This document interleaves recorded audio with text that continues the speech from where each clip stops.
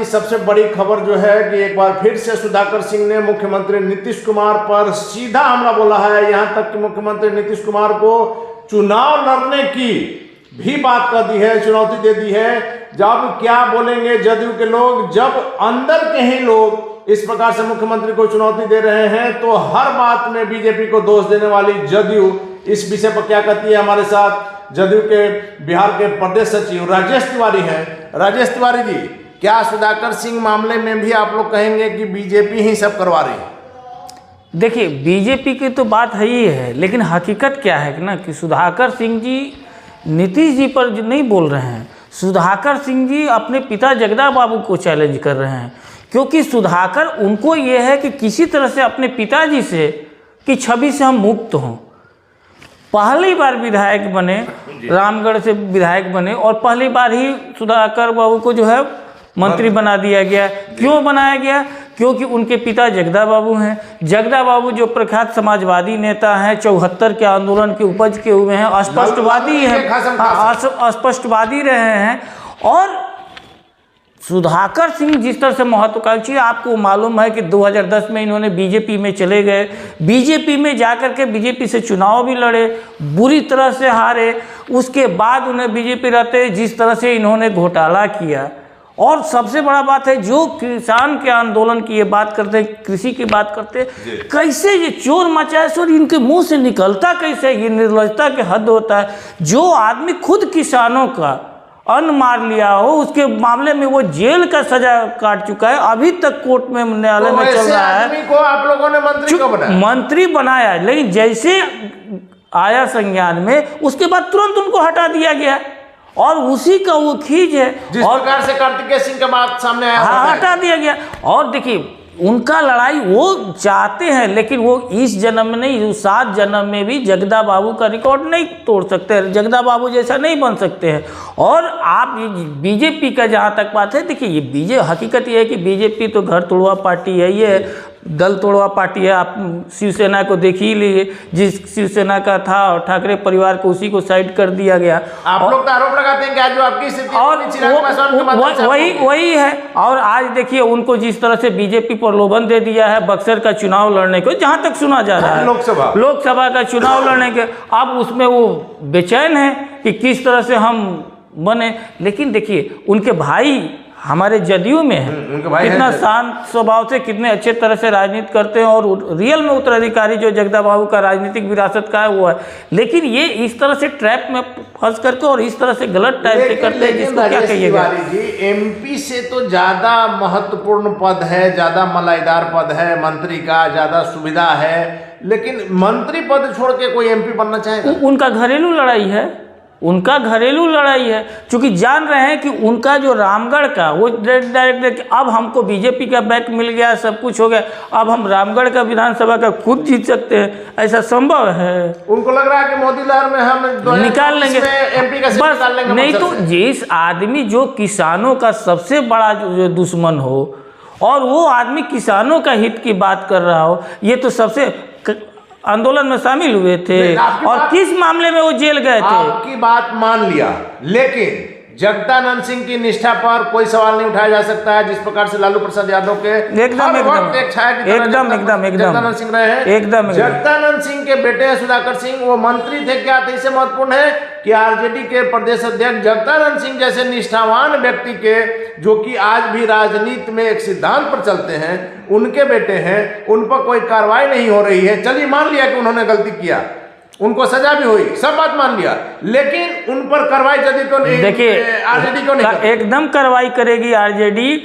देखिए, कृष्ण भगवान का कौन था शिशुपाल, 99 गलती उसको भी कृष्ण भगवान किसी का माफ नहीं करते थे, 99 माफ कर रहे। अब भर चुका है, कभी भी आरजेडी से यही है कि आरजेडी जल्दी कार्रवाई करेगी। राजेश तिवारी जी, उपेंद्र कुशवाहा ने यही सवाल उठाया था, पिछले ही महीना उठाया था कि, और ये आशा व्यक्त की थी कि दही चूड़ा के बाद 14 जनवरी के बाद निश्चित तौर पर कार्रवाई होगी। लगातार उपेंद्र कुशवाहा कह रहे हैं कि जदयू कमजोर हो रही है। हाँ, नहीं, देखिए, उपेंद्र कुशवाहा जी की बात है, वो उपेंद्र कुशवाहा जी जैसा शुभचिंतक मिले तो कोई दुश्मन की जरूरत नहीं है। मतलब उपेंद्र कुशवाहा जी जैसा अगर जो मिल जाए शुभचिंतक पार्टी का, तो उसके बाद कोई दुश्मन की जरूरत नहीं है। चूंकि वो अपने दो दल चला करके अपने पार्टी बना करके कितना वो अपना पार्टी का शुभ चिंतक किए हैं, वो लेकिन तो उनका बचा तो हुआ कहना है। है कि जब हम लोग पार्टी बनाए उस समय आज जो लोग बोल रहे हैं वो कहाँ थे? किसको? उपेंद्र कुशवाहा जी को एक नहीं है। आज इस समय ये मुख्यमंत्री हटा रहे थे 2020 के चुनाव में, 15 के चुनाव में, 10 के चुनाव में, ये कहाँ थे? ये तो इनका बस चला रहा था तो ये अभी तक हटा दिए रहते। चलिए राजेश तिवारी मान लिया, लेकिन सुधाकर सिंह ने जो आज सवाल उठाया, मुख्यमंत्री नीतीश कुमार सुशासन के लिए, काम के लिए जाने जाते हैं, उन्होंने तो मुख्यमंत्री नीतीश कुमार के कार्यों पर ही सवाल उठा दिया है कि अगर आप विकास किए हैं तो कैसे चुनाव लड़ लीजिए, क्यों नहीं 17 साल से लड़ रहे हैं? वो कहीं से चुनाव लड़ लीजिए, वो तो अपना पिताजी पर भी कहेंगे क्या ये रामगढ़ से लड़ करके देखिए हम आपको हरा देते हैं कि नहीं हरा देते हैं। नहीं, वो इस तरह मुख्यमंत्री जी को बोले कि आप लड़ के देखिए, अरे आपको पता चल जाएगा। मुख्यमंत्री जी तो बहाना है, असल निशाना जगदा बाबू हैं। मतलब बाप बेटे की लड़ाई जी, है। ये घर का उनका लड़ाई है और इसको चूंकि डायरेक्ट बोल नहीं सकते हैं, जो भी 2-4 वोट पर रहेगा वो भी खत्म हो जाएगा। तो अब वो मुख्यमंत्री पर साध रहे हैं। मामला ये है कि नहीं तो उनका क्या है वहाँ के चुनाव के लेकिन राजेश तिवारी जी, इन बातों का महागठबंधन की सेहत पर क्या असर? कोई असर नहीं पड़ेगा। वो तेजस्वी यादव जी, लालू जी उसके नेता हैं।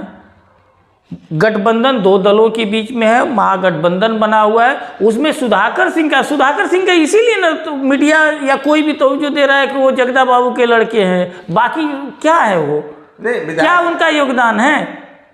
वो अपने बल पर जीते हैं। कोई भी जान रहा है कि जो वो अपने बल पर लड़े तो आज वो वोट नहीं मिलेगा। वो जो भी जीते हैं वो जगदा बाबू के भरोसे जीते हुए हैं। तो आज भी उनका पहचान जो है और जगदा बाबू का ही रहेगा। उस तरह से अगर हट जाने के बाद उनका जो राजनीतिक स्थिति है, और हम तो यही कहेंगे कि अरे सुधाकर बाबू आप बीजेपी के ट्रैप में मत आइए।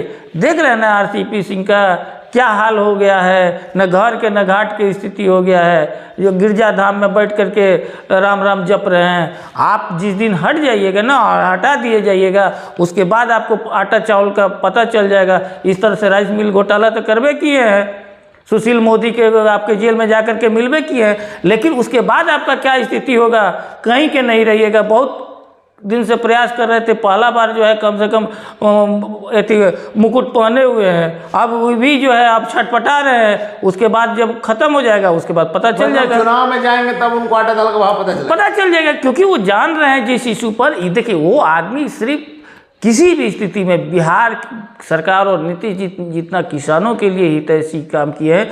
आंदोलन हो रहा था, हम लोग जो बीजेपी एनडीए में गए थे, उसके बाद भी बिहार के किसान किस तरह से नीतीश जी के साथ रहा है।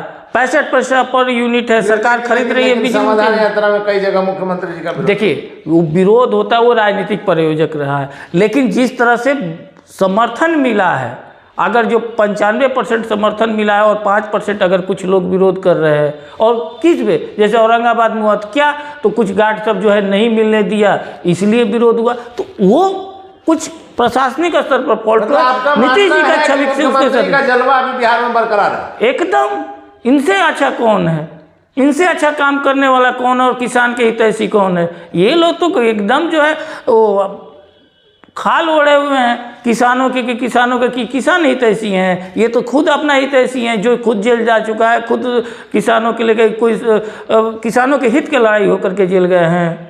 ये तो किसानों के जो है राइस चावल खा गए, आटा मिल खा गए, वो राइस मिल चला कर खा गए, उसके में जेल में गए हैं। चलिए राजेश तिवारी जी, आखिरी सवाल है कि क्या आप लोग इंतजार करेंगे सुधाकर सिंह पर कार्रवाई की, या जदयू इसी तरह से सुनते रहेगी? सुनने की कोई बात नहीं है। ये महागठबंधन अपने स्तर से, शीर्ष नेतृत्व अपने स्तर से देख रहा है, और हम लोगों का आशा है कि राजद के शीर्ष नेतृत्व जो है जल्दी। पहले कहा था तिवारी जी कि ये बीजेपी की भाषा बोल रहे हैं और हमारे और लालू जी के अलावा किसी को बोलने का नहीं है। तो सही बात है, वो खुद बोल चुके हैं, उसके बाद भी अगर ये बोल रहे हैं तो इसका मतलब ये क्या है? क्यों नहीं निकाल रहे किसको? सुधाकर जी। जो उचित समय आने दीजिए, आप समय आएगा उसके बाद तुरंत करेगा। उनका नोटिस हो गया, नोटिस का वो अपना जवाब दे चुके, जवाब दे दिए हैं। अब इस पर जल्द ही जो है, हमको जहाँ तक आशा है कि जल्द ही राजद का शीर्ष नेतृत्व जो है इस पर निर्णय लेगा। नहीं लिया तब? नहीं, निर्णय तो लेना ही पड़ेगा, ऐसा तो थोड़े है कि निर्णय नहीं लेगा। नहीं लेगा तो फिर आप नहीं लेने का, देखिए वो तो भविष्य के गर्भ में है। लेकिन जहाँ तक बात है कि एकदम 100% विश्वास है? एकदम विश्वास है, चूँकि गठबंधन विश्वास पर चलता है। एक कॉमन मिनिमम प्रोग्राम पर चलता है। और जो भी है सरकार एकदम अच्छी तरह से, और ये जिस तरह से कुछ जो बीजेपी अपना ट्रैप में लेकर के कर रही है कुछ इस तरह, तो वो लोग तो जितना है वो खत्म हो जाएंगे लोग उसके। चलिए धन्यवाद आपका। तो थे हमारे साथ जदयू के बिहार के प्रदेश सचिव राजेश तिवारी, जिनका साफ तौर पर कहना है कि जगदानंद के पुत्र सुधाकर सिंह, जो उनकी अपनी पहचान कुछ नहीं है, जगता बाबू के कारण उनकी पहचान है, और किसानों के लिए नहीं, अपने लिए बक्सर की सीट बीजेपी से लड़ने के लिए उनका यह सारा तामझाम है। साथ ही साथ इनका यह साफ तौर पर कहना है कि निश्चित तौर पर उनको समय दिया गया। आरजेडी ने भी कहा है कि कार्रवाई होगी, और कार्रवाई का इंतजार जदयू भी कर रहा है, और इन्हें पूरा विश्वास है, क्योंकि गठबंधन जो है वो विश्वास पर चलता है, और निश्चित तौर पर सुधाकर सिंह पर कार्रवाई होगी।